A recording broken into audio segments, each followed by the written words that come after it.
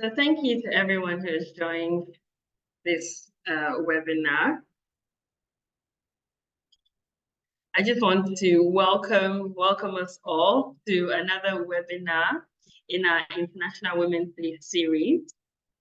Tonight's webinar is titled How to Maximize Your Productivity.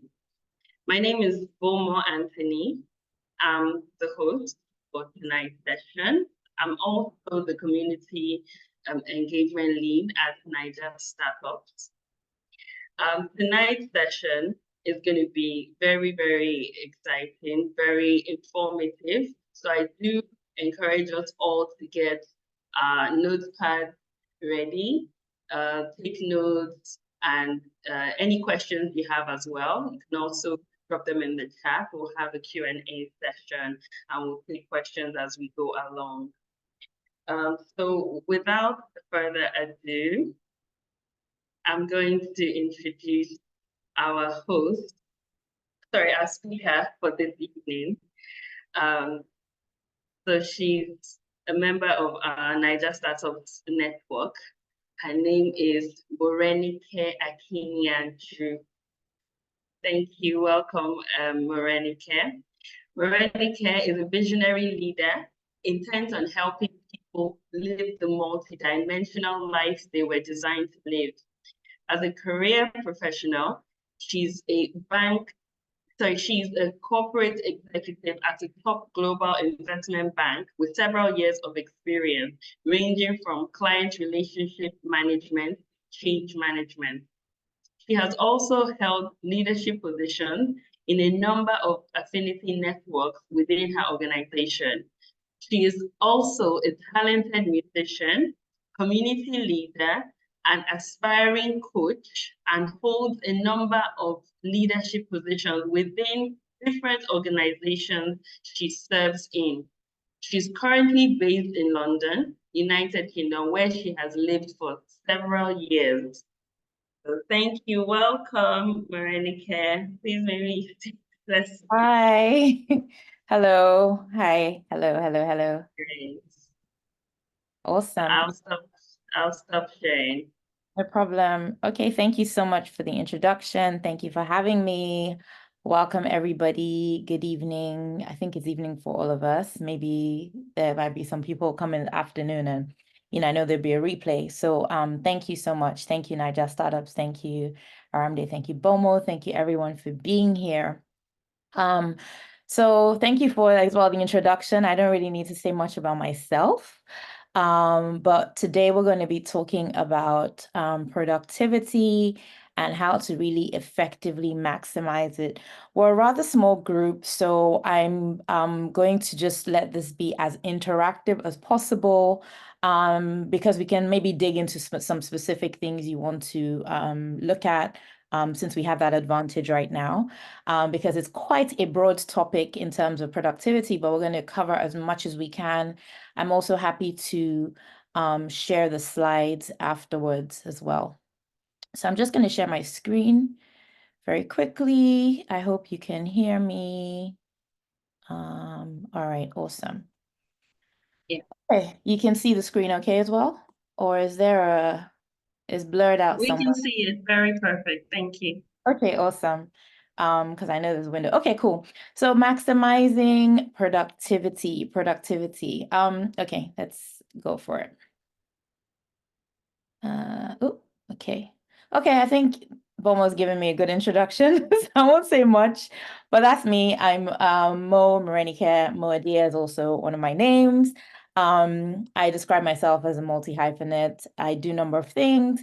And really in that, I like to also help people be able to do that. And, I have a very busy job or career, corporate career.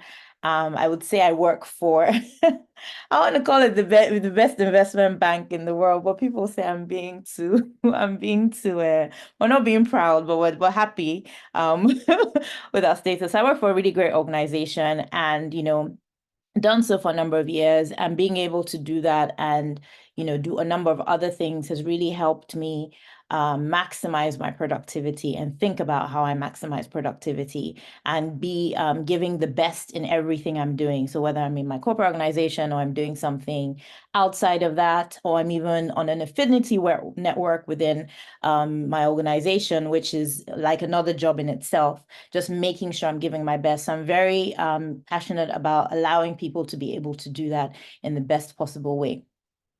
So can I ask maybe a question, since we're a rather small group, just to get a sense of what people do? You can put it in the chat, maybe from a business owner or business owner and, maybe a career professional as well, or you have like a passion project or something. I just want to get a sense of the audience so that some of the examples and things we reference can touch on that. So if you don't mind letting us know in the chat so we can make sure you're also still with us, that would be great.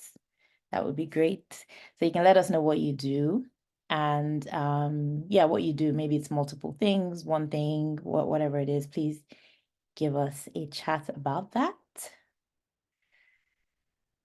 Okay, as we wait for that, I'll carry on. So I've got an agenda for today. We're going to be looking at productivity, the value of time, the inputs to productivity, how we can maximize it, and just looking at some specific tools and then taking some questions. So let me just make sure I'm right. Okay, I'm looking at my time. All right, so productivity, can you see my screen properly? Just let me know because the Zoom window is somewhere here. So yes, you can see. Okay. Yes. All right, so productivity is a measure of performance. Measuring performance, how well we can do something within a given amount of time.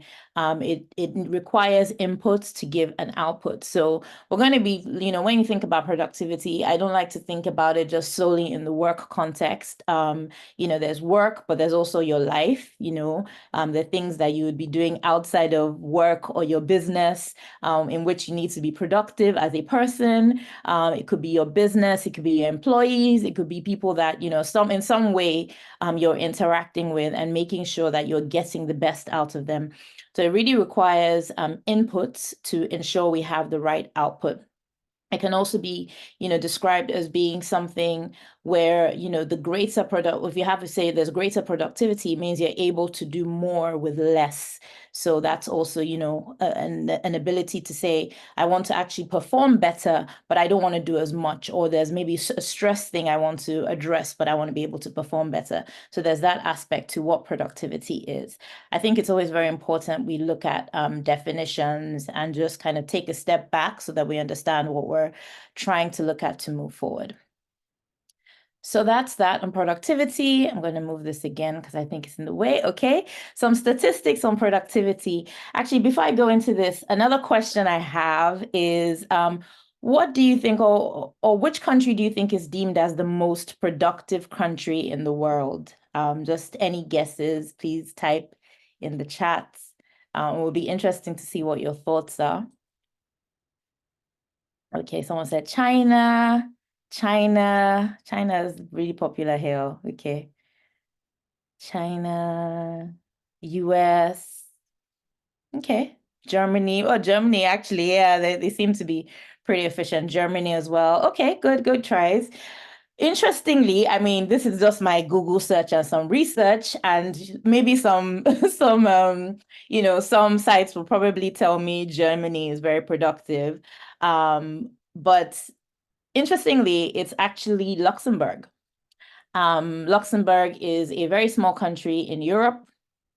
And when I saw that it was Luxembourg, at least for the research I did, I found it's Luxembourg. I was a little surprised when I started to think about Luxembourg. I then thought, actually, it makes sense because it's quite a small country. And they have very sort of, it's one of these countries that's very, how do I describe this? They're very, they have their very set structures in place.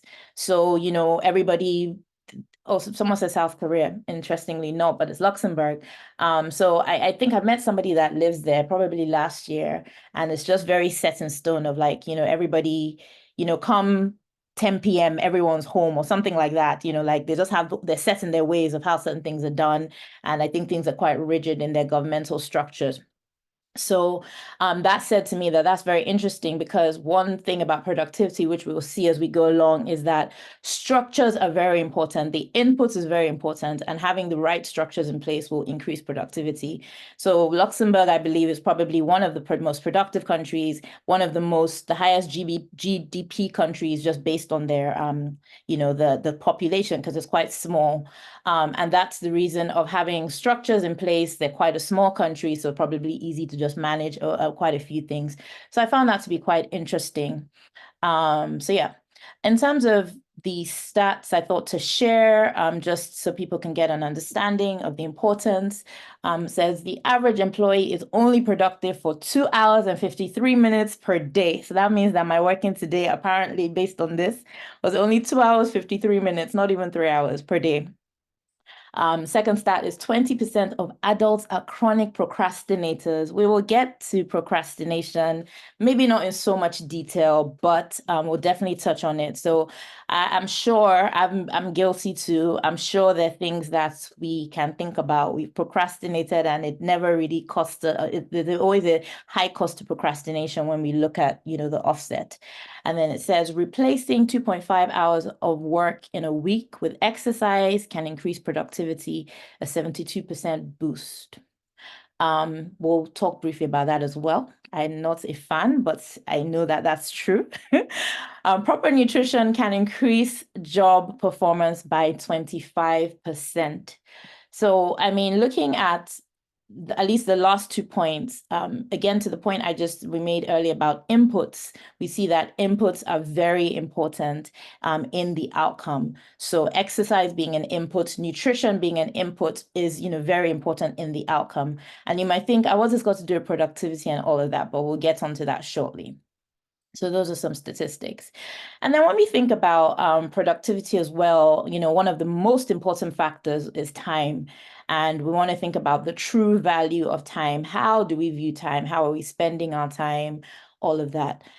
Time, I always say, is the real currency, because if we think about currency or money, what we call to be currency, you can have money today, you can lose money, you can always make money again. Like money can be acquired again, right? And things they think about currency, but time is naturally, at least I would say, irredeemable, like, right? So you can't really redeem once, what's the time now? So it's 6:22. I am 6:22 GMT on this very beautiful day of the 20th of March. Once this time passes, it has gone. So I can't get the time again. So time is a very heavy currency. So we should really pay attention to how we spend it, even more than how we spend money, because we cannot get time back and we have a limited amount of time. I don't want it to sound morbid, but we all have a limited amount of time on Earth. So time is a very important currency. It's, as I said, it's not ordinarily redeemable. Life itself is in times and seasons. So there's time is very important because life actually moves in times and seasons. We'll talk about that a little bit as well. It's equally available to everybody. So 24 hours in a day, whatever part of the world we wake up in, we all have 24 hours a day, or be different time zones. It's not a respect of persons, rich, poor, black, white, skinny, fat, whatever. It's not a respect of persons, social status. Everybody has the same amount of time. It's not like money or other things, right? And how you spend it will generate the right outcomes. So all of that. So, thank you as well. I'm seeing the chat where you shared what you all do. That's good to know. Thank you, thank you, thank you. And then these are some quotes I can share all of this afterwards on productivity itself. Just want to emphasize its importance, really. So one that struck me, being again relating to inputs, is productivity isn't about being a workhorse, certainly not. And I've learned that over the years. Keeping busy or burning the midnight oil. It is about priorities, planning, and fiercely protecting your time. So time is super, super, super important. Another quote says, never confuse activity with productivity, because sometimes we think I need to do more so that I'll be more productive, but that should not be confused. I'll read one more out here. It says productivity is less about what you do with your time and more about how you run your mind. We'll talk briefly. There's so much to cover, but we'll talk very briefly about that. And I think there will be people will have, various bits that maybe they want to dig into themselves as well after this. Okay, so this input here, the most important input. So maybe the question I'm going to ask is, what do you think the most important? I mentioned inputs in terms of, inputs are required for the output in productivity terms. What would people say they think is the most important input in all of this? Just, you can put in the chat or you can unmute. I don't know if you're all able to unmute, but just, yeah, let us know what you think the most important input is.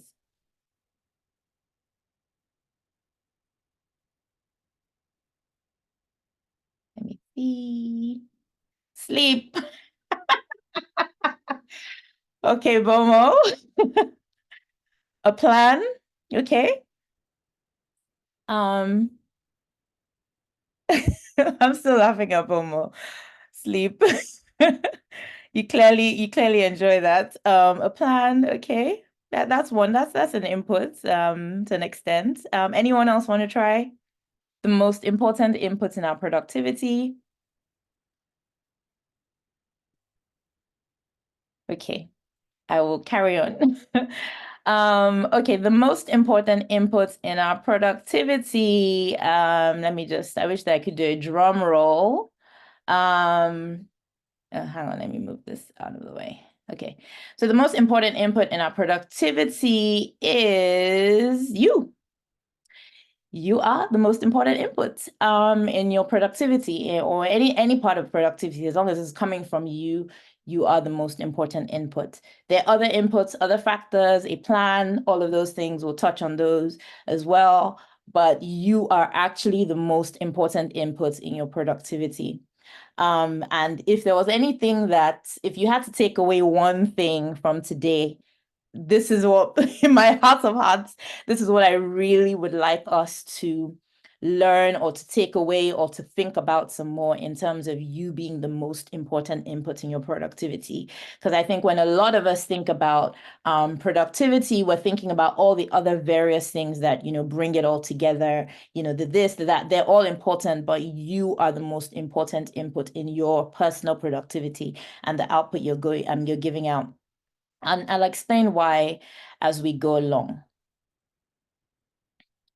Okay, I won't touch on, I'll actually skip this slide because we'll touch on like the next thing. So when I say you are the most important input in your productivity, I deem you and see you as the producer. So you're the one who's producing or whatever it is you're producing. So whatever the output is coming from you. You're an input to that, and you decide how all of this goes. So the reason why you're the most important input is if you are not in the right, let's just say, state of mind, or you're not clear on something, or you don't really have the right energy to deliver what is needed. And the energy might not necessarily be doing the action. It might just be thinking about it. It might just be your belief system around what you're doing and all of that. If you don't have the right frame of mind as to how you're doing something, then you won't be able to give it the maximum output you can deliver, but you might not be able to deliver your best. So in the earlier slides, we saw the mention that was made in the statistics about exercise and nutrition. Those involve you, right? So that the input of nutrition, what you're eating, your exercise affects how you operate. So I live in a country where, for instance, I live in London, and it's cold at this time of year, or December, for instance, is cold and it's dark. And there's a notable drop in productivity generally around the winter period. And countries where there's winter, usually because it gets dark, there's still 24 hours in the day, but because it gets dark quickly, for instance, maybe like at 3 p.m., 4 p.m., people are just not as productive because there's not as much natural light. It just seems like, yeah, why should there be a connection? But there actually is a connection in how much people get done, their ability to focus, etc. So you as a person, your well-being plays a very important role in what you're able to deliver. Whatever you decide comes forth from you. So even if it's a business idea, even if it's expanding your business and all of that, if you're not in the right frame of mind, then, or your well-being isn't as good as it is, you might be able to say, yes, I have these wonderful business ideas. This is how we're going to execute. But I tell you that if you are in a better frame of mind, or maybe, some of these inputs, which we'll talk about, are better taken care of in terms of in you, then you're able to deliver better results. I don't know if you're like me. I tend to kind of understand how I function a little. And I know the days I wake up and maybe I'm really tired or something isn't quite right. And I know that today I'm just going to do the bare minimum because I can't give this my all. I don't know if that's happened to any of you, or sometimes I'm talking to somebody and, maybe I'm quite tired or stressed and I'm like, actually, I just need a good night's sleep. And I'll wake up in the morning and I will read through this proposal and I'll be able to craft a better message and response, because at that point in time, my brain isn't quite functioning right. So whatever my output is not going to be my best. So yeah, the very important factor in that. There's the planning. I think someone mentioned planning is important, but you're not going to be able to deliver the best possible plan if you're not in the right frame of mind. So that includes, your well-being, just, we talked about nutrition, exercise, that kind of thing. I'll read through some of these, understanding purpose and your why. I'm sure you've heard it said before. It sounds a bit cliche, but understanding the why of why you're doing something, that helps to validate how you're doing it in your own mind. It helps you get a clear picture. You're not just doing it for doing sake. You're seeing the bigger picture of why you're doing something, and then moving from being to doing, or rather, sorry, from doing to being. So moving to more of the person who is being the person who you need to be, rather than focusing so much on just actions you're taking. Your mindset as well, in terms of how you view things. Do you have a growth mindset? You might have heard it before. Are you very fixed in the way you're looking at things, or do you need to cultivate a growth mindset? And sometimes, with cultivating growth mindsets and things like that, it's maybe we need to read more books, maybe we need to expand our network a little bit, maybe we need to take courses or things to just help us think outside the box a little bit. Because the more we put the inputs, if we give our mind the input into the right things, the output will be a lot better. We'll be able to see the bigger picture, think more broadly, solve, bigger problems, etc. Training your subconscious mind, very important. Subconscious mind is really fueled, as it says, subconscious. So it's fueled by what is around you. I'm a very big stickler for what I'm listening to, what I'm allowing, myself watch. That's just how I am. People might not be as strict as I am, but, it's really important with what are you inputting and because that's what's going to form your mindset. If you're taking in negative news all the time, and it's really hard because the news is usually negative, but if that's all you're focusing on, then your outlook on life is going to be skewed to that, and you're not really going to be able to produce your best. So just thinking about how you can adequately strike a balance, guarding your gates, same thing. What are you consuming? The consumption here, I'm not talking necessarily about food, but it's just what you're taking in, because what you're taking in will be the output. The same way, if somebody eats super healthy and, they don't have sugar and they have one of these great diets, the output will be better for them. So it's the same way, whatever you eat, just generally. And when I say eat, read, consume, your eyes, your ears, what you're listening to will form your mindset, and that will affect how you produce and what you deliver. And there's internal and external factors, just thinking about, what's really holding you back. Is it a belief system you have, like believing maybe you can't do something or you can't achieve something, versus maybe an external factor? And if it's an internal factor, how can you change your mindset towards that? These are some deep questions, but they hold true into how you can really maximize productivity. It really, really, really starts with you. Times and seasons in life, not beating yourself up about comparing to somebody else, because we all have different times and seasons. So, somebody who's a mother of a toddler may not be able to do certain things, and understanding this is a season where their focus is balancing whatever they're doing, or, along with raising their child or whatever it may be. We all have different times and seasons. Our energy cycles, that means you're understanding when you have the most energy in the day, versus when you don't. We're all not super on it, at least I'm not, 24 hours of the day, and understanding, am I, some people say morning person versus night person. Some of us are both because we have to train ourselves both ways. So understanding how you kind of flow, your ebbs and flows, so that you can give that, once you understand that, you can give work the right amount of, you can sort of divide up what you need to do or your tasks in, using the energy cycles as well. You can know, okay, well, I'm most alert between 9 a.m. and, 1 p.m., for instance. So that's when you're going to do a lot of the work that is maybe what I call deep work, requires thinking, requires analysis, those kinds of things, basically. So thinking about that. So there's quite a few things on here. Yeah, well, I'll share these slides. As I said, practicing gratitude. If you don't do it, learn to be grateful. It changes the game. Practice gratitude. Even if things are not looking great, just learn to practice gratitude. You'll begin to see the good in things. Decluttering, very important factor with productivity. Declutter your space where you are. Get rid of things you don't need. Declutter your mind.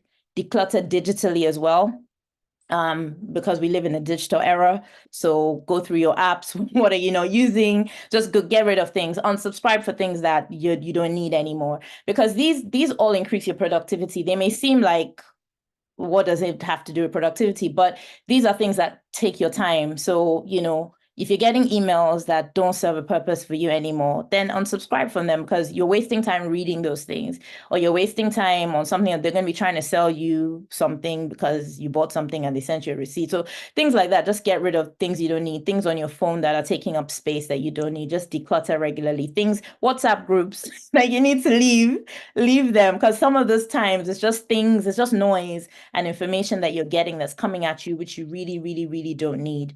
So it's important to make sure you declutter regularly. And the last thing I put here is create a personal development curriculum for yourself. If there's something you want to grow in, then actually create a curriculum for that. But we can, that will be another topic if we go into detail in that. So that's the producer. The most important input in productivity is you. You are the producer, and anything that comes forth, even if it's a business idea, whatever it is, it's coming from you. It's actually coming, it's flowing through you. So it's important that you look after you the right way you need to.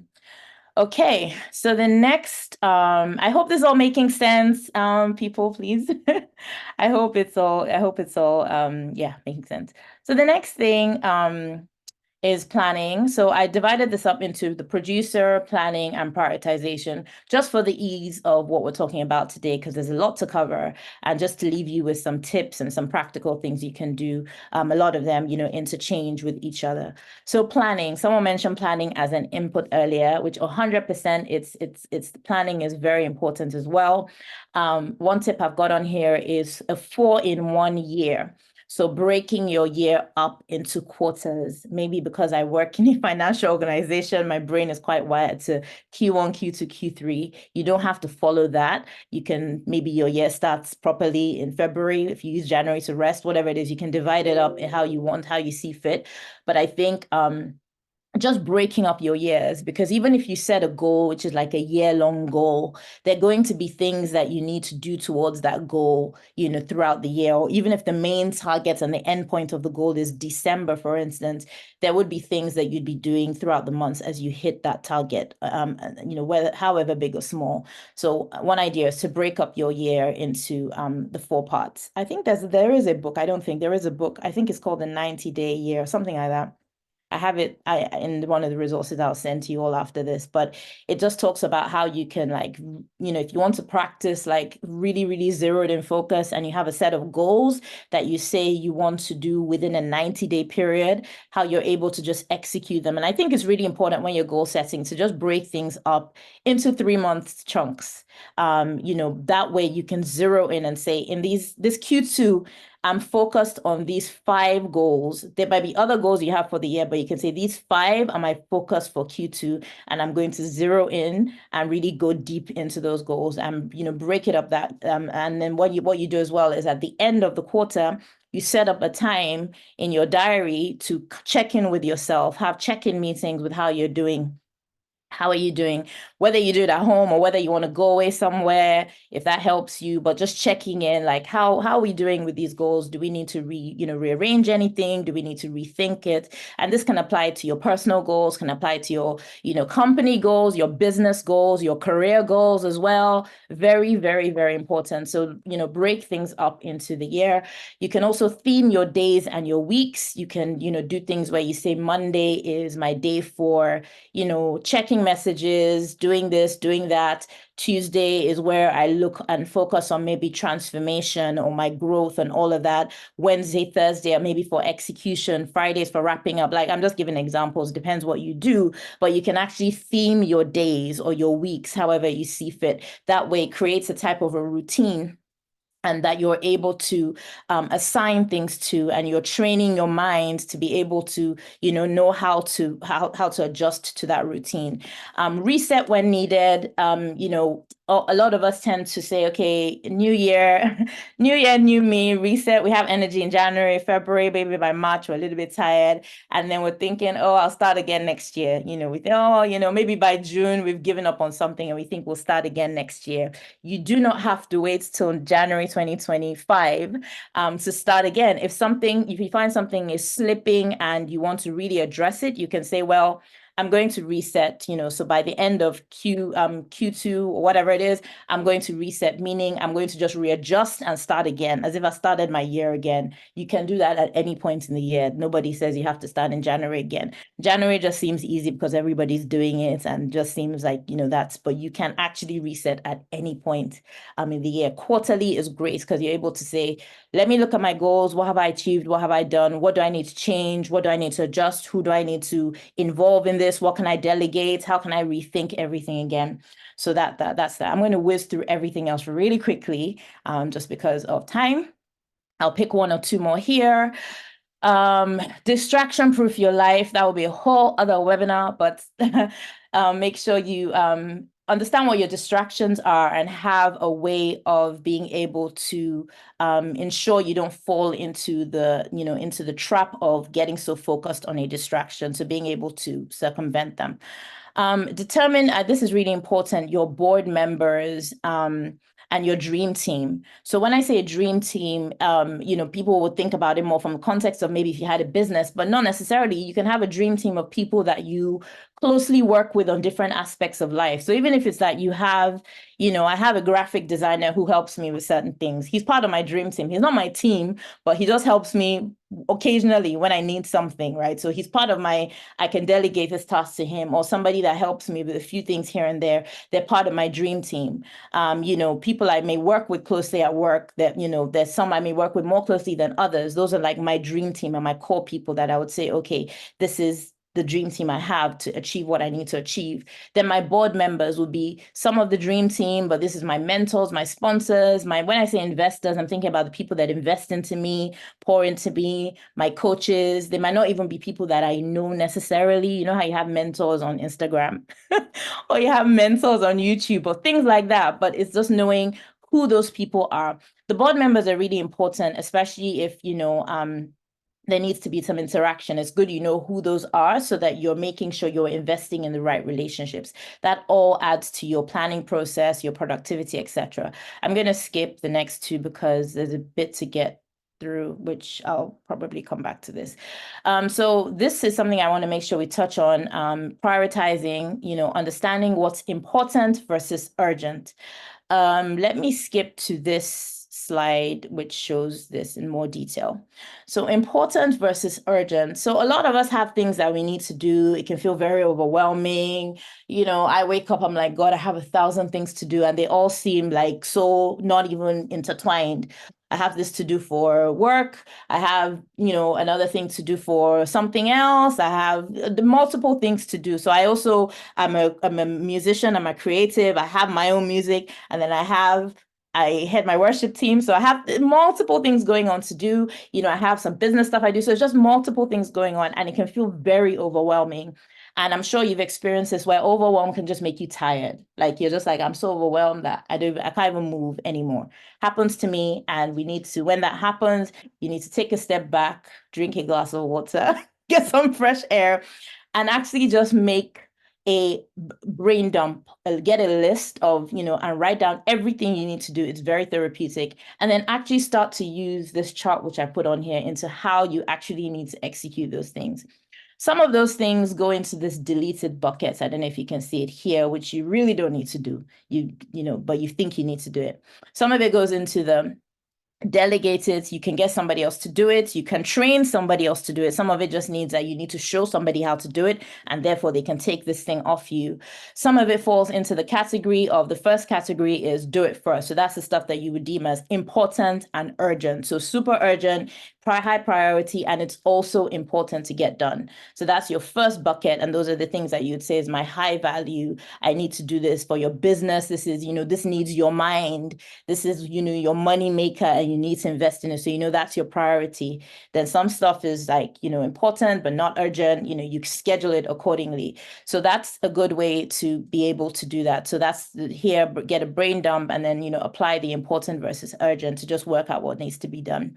There's also dependency factor, which sometimes can trap us. And I know that a lot of us work with other people and our interactions with other people. This dependency factor is making sure if whatever you're doing has a dependency of someone else, then you make sure that interaction happens as quickly as possible so that it doesn't hold you back, because that you're depending on somebody else to get that done. So an example, you have a task to complete by the end of the day, but you need some inputs from, I had an example this morning. I need some inputs from this person, and I know this person to be notoriously bad at responding on time. But first thing in the morning, I get out that email to them because I've just got that out of the way so that they're not going to hold me up in something else I need to do. So however you see fit to do. But I think you get the gist of that. As I said, I'll share the slides. Another thing, I'm just looking at my time. I'll also share this, but this is another thing you can use for managing productivity. You may have seen it called like Wheel of Life or Wheel of something else. People use the same structure for that. But this is where you can actually break down, those things, those key inputs for your own productivity. So I've given some examples here. You choose what matters to you. So let's take distractions as an example. We want to be better at managing distractions. That's what it should be. We don't want the number. We don't want to be, keeping on distractions. So it's managing distractions we're looking at as a key input. Now, what I would do with this wheel is I'll think about from a 1 to 10, how do I think I manage distractions right now? Is it about a 5? Let's just say it's about a 5. Probably for me, it's about 5 right now. But really, in the next 3 months, realistically, I want it to be 7. I may not be able to jump to 10 just yet, but I want it to be 7. Now, this scoring process is just my own personal scoring in my mind. Like, okay, it's 5. If I have to give it 1 to 10, it's 5, but it should really be 7 in the next 3 months. I want to be much better at managing distractions. So what I would do on this wheel is I would, yeah, you can see my mouse. So I would say, okay, I'm a 5. So I would enter 5 around here as, okay, my number for managing distractions is 5, but where I want to get to is 7. So let's just say I put it in one color, like 5, I put that in blue here, but I know that 7 is my number. I put that in yellow here. So 7 is the number I want to get to in the next 3 months. I then think about, I'm between 5 and 7, that's 2. What do I need to do to move from this point I'm in to the next 3 months of being 7? What are the key actions I need to take to manage distractions? Then I go to my action steps. This is just a template, so you can, do it how you want to. I go to my action steps. So managing distractions, my first action, there's probably some social media app I should really delete or something, or limit my time on something. You can also put these apps to like help to limit time you spend on whatever it is. So just that's an action, for instance, I need to do, or something else, right? Or setting a certain alarm to do that. So that way I've got clear action steps of how I can then improve what I need to do to improve my productivity. So this is looking at the inputs and thinking about how you can actually take action on making them better. Because once you address the inputs, the outputs of what you want to do will be much better, whatever across the board in your life, whether it's that you just want to be a better, a more, if as well as academically, for instance, you want to be a more rounded person and you want to read more, This will help you in terms of how you're managing your time. In your business, you want to be able to be a better business leader. All these inputs, the different inputs, whatever you choose, will help you in doing that. So the input part of productivity is extremely important to what we get out of it. So I think I'm almost at time. Bomo, let me know. Let me just see if I have any more slides to go through. I think I'm at time, but Bomo, let me know. But Okay, keep going. Let's give it another 5 minutes, maybe. Okay, another 5 minutes. Cool, no problem. Oh, my light has gone off. Okay, no problem. So yeah, so guardrails is also something I just want to talk about. So there's some things as well when we think about productivity that can just like catch us off guard and can just destabilize our productivity. I didn't write this on here, but I just mentioned overwhelm, for instance. You just feel like I have so many things to do. I have all these responsibilities. I have a family. I have this, I have that. You know, some of us are living in country. Every country has its issues right now. Let's just not even play. Every country has its issues. Everything is so expensive. Our minds are just flooded with so many things, and we have all these ideas. Okay, I'm going to do this. Maybe I should do this. You know, so it can feel overwhelming, right? So overwhelm, I talked about solution for that as well. But these are other things that I would say as like, you know, guardrails and things we should be mindful of because they can creep up. But if we know what they are, then we can address them appropriately. So self-awareness is a simple one of being aware of yourself, i.e., how do I operate? Am I, you know, when am I at my best? So I said, I know when I wake up, sometimes I can just tell that it's not the day for me to do anything too adventurous, you know. So that's a form of self-awareness. I know or I know that maybe my response to something is maybe because I still have a slight insecurity about something else. So maybe how I spoke to somebody in a meeting didn't really come out how I wanted to. And I'm aware that actually I need to work on my communication. And maybe I was being defensive, right? Because sometimes our response can be defensive. So that's self-awareness. And once you're aware of those things, it just helps with how you think about your delivery and your productivity. So there's also trauma triggers. Sometimes we have trauma from something. So it's understanding what those are. Energy dips is also something to understand in terms of when you just, you know, have very, very, very low energy. That can be driven by a number of things. But sometimes there's some things that you will do that will drain your energy. So it's being able to manage that appropriately as well. Media consumption, very important. Just our routine slumps is we have a routine and we just, you know, sort of get out of our routine. And we sometimes get this habit where you may have had this before. You've had a routine, you've been doing it, and then you stop. This happens with going to the gym, right? A lot. I would say for me, definitely right now, I'm dealing with this. I've had this routine, it's been fantastic. Then I stopped, and then I started, stop, start, stop. And then I get so used to the fact that I've stopped, that I've lost my routine, and I sort of slumped on it. Then there's no point sort of crying over spilt milk. We just need to therefore think, what do I need to actually do to help me get back on track? There's no point being upset about it, but what do I need to put in place to be more disciplined? Do I need to rely on somebody else to help me? Do I need to get a coach? Those kinds of things. That's just an example. Procrastination, I wanted to really mention this one because procrastination isn't just procrastination. I'll do it later. There's always, or more than often, at least from my understanding and from people, even from me personally, there's always a root to procrastination. And it's important that we get to the root of it. So the root of it being, why are we actually procrastinating? What is the underlying reason for why we keep on saying we're going to do this thing next year, or next? Why do we keep on pushing it back? Is it that we don't feel like we're skilled? Do we have the wrong mindset? Do we feel like we don't have the right tools? We don't have the right, then you can say, okay, what is it if this is the core problem, then let me address the problem so I avoid procrastinating, because I call it a destiny thief.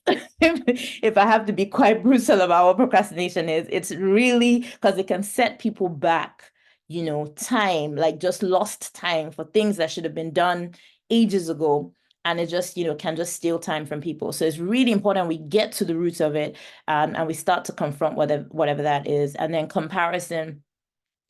We can very easily fall into the trap of comparing what we're doing to others, you know, without realizing or forgetting rather that we all have our own journey. we all have our own, how we're meant to do something. We have what we're good at and what we're not great at. Everybody has how they're designed.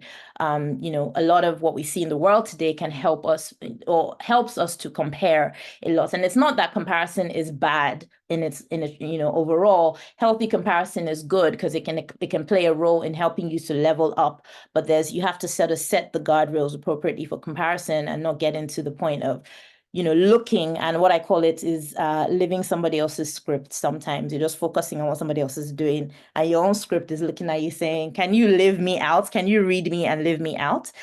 So it's important that we get out of those slumps of comparison or the trap of comparison. Okay, I think that I'm going to, I don't have much more actually. I skipped a few slides, but what I can share with this group is I have what I call my reading productivity and well-being list. I sort of update it every year, and I can share that. It's on Amazon, but I can share that just with things that, you might find of interest. It's, books that help on productivity, or just books that, I just have as a reading list. So books that you might find useful. I'm a person of faith, so some of them are faith-based books as well. But you can access those productivity tools.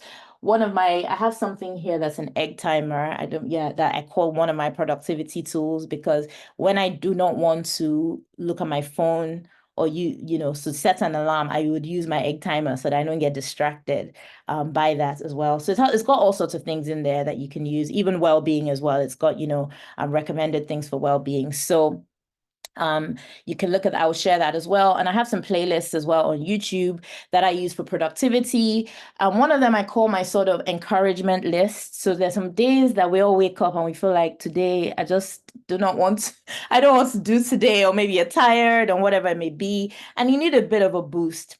There are some messages or, motivation, I would say, I listen to that just help me get back on track. And I just know today is the day that I need to listen to. Somebody needs to encourage me.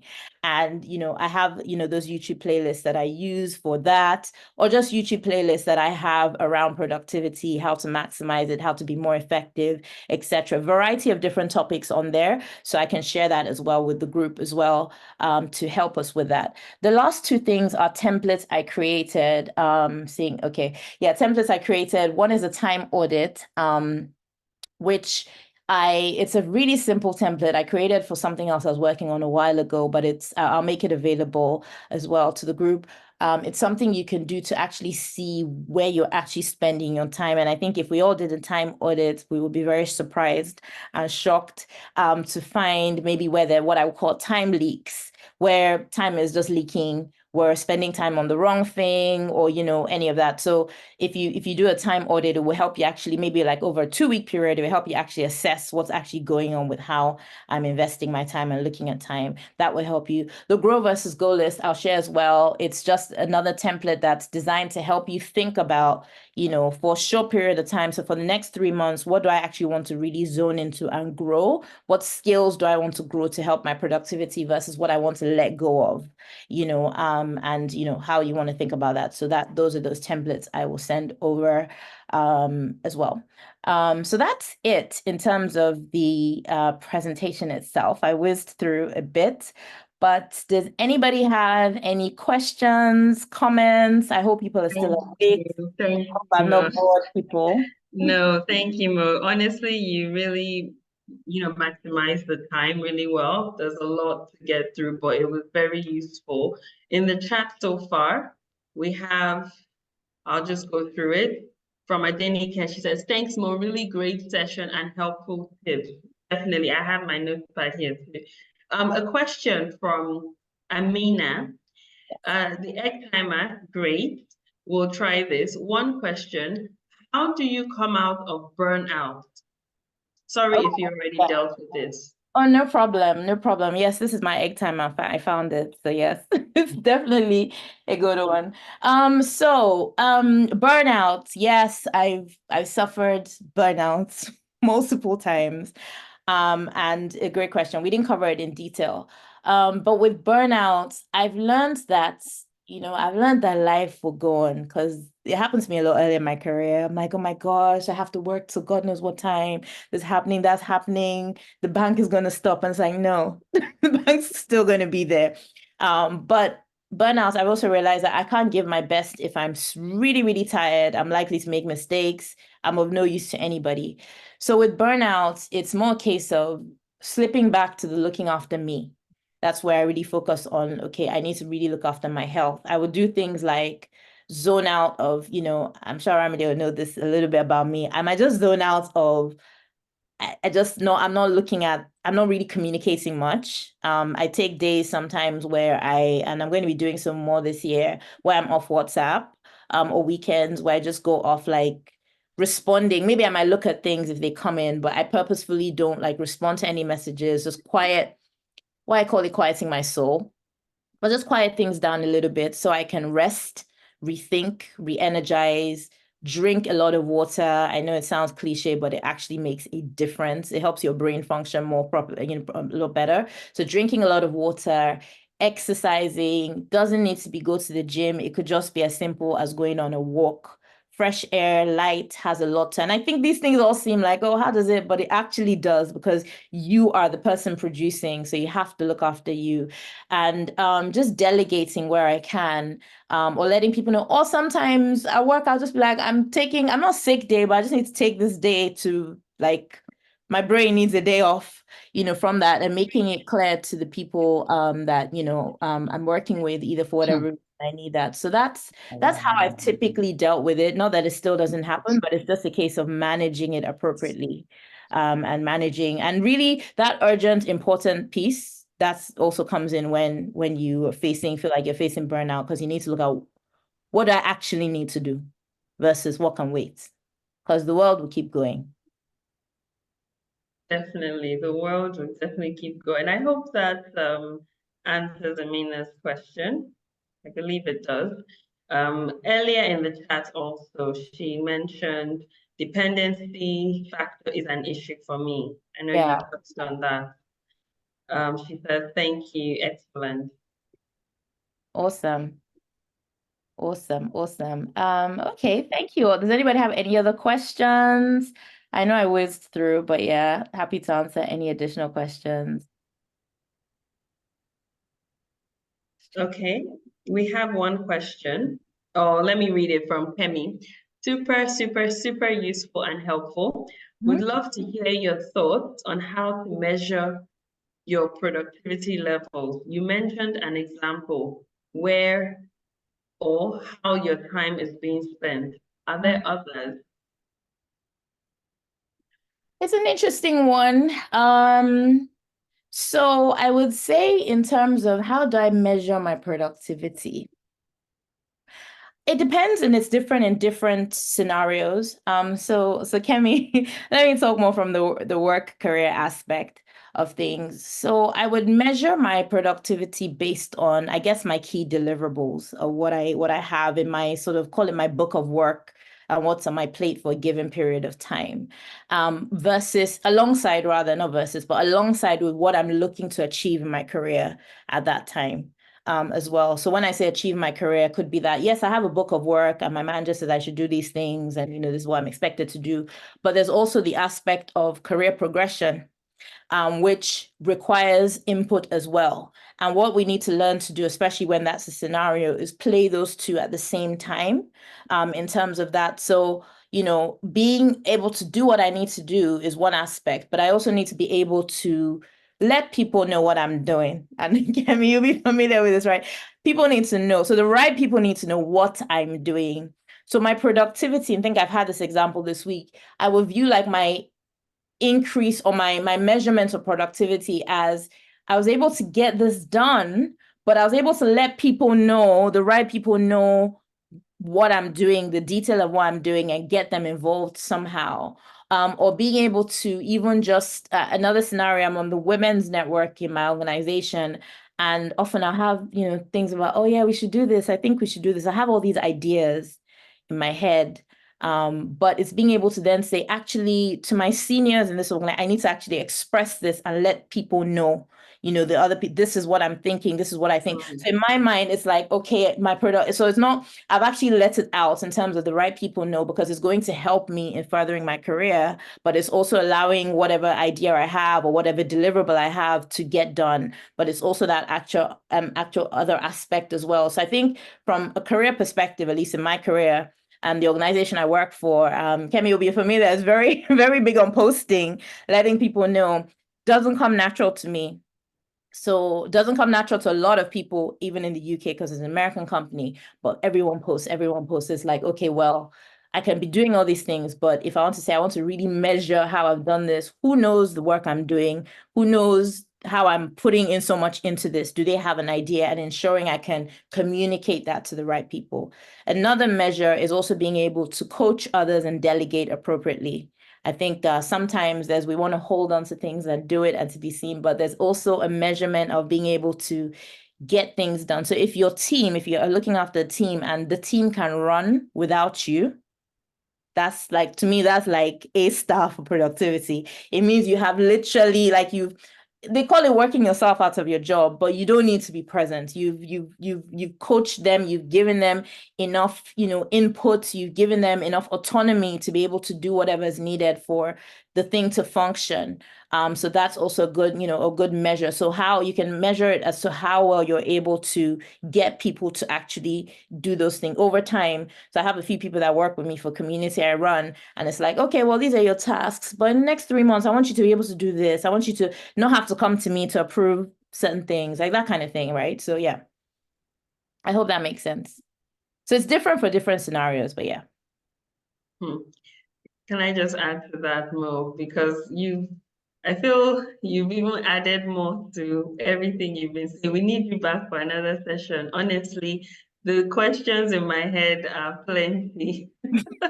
But I think what I like the most is how you've merged like your, personal life with your work life in terms of productivity. So these tips are useful in both aspects. In fact, we can't separate it because, as you said, the most important factor is yourself. So yeah.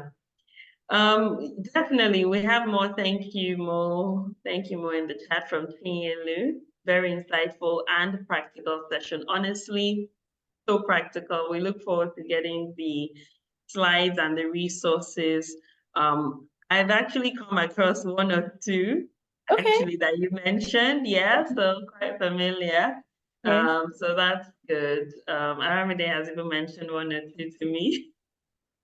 Yeah, so no, it's really useful. As I said, we've run out of time, but we've taken all the questions in the chat anyway. So I'll just let you have the final word, Mo, maybe in like 1 minute. And yeah, Okay. we'll wrap up. All right, no problem. No, so thank you all. It's been good spending this time and doing this. As I mentioned when we started, I am very passionate about helping people live the life they were designed to live. Sometimes we get caught up into the one thing that we're doing and think that's all we're made of, when there's so much more.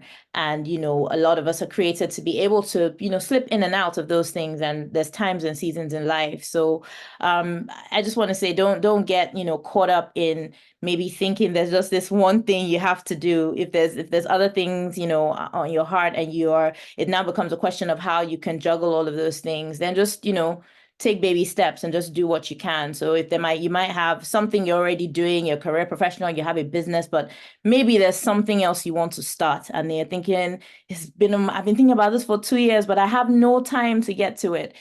Just start thinking about the little things, break down the task, think about the little things. What can I do today or, this week to contribute to that? What can I do next week? Just to start to build from there, and as I said, you are the most important person in all of this. So make sure you're looking after you, make sure your inputs are right, and all of that. So yes, those would be my closing. I didn't have any closing remarks, but those would be. No, you're natural. You summed it up really well. Thank you so much. Definitely, those are words that will resonate with us. I think I can speak for everyone and say that we learned a lot this evening.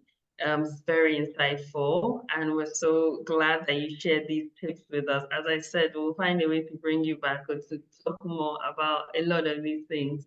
No problem. But for now, thank you very much. Thank you, and everyone enjoy the rest of your night. Thank you, everyone. Take care. Thank you. Bye. Yeah, thank you. Bye.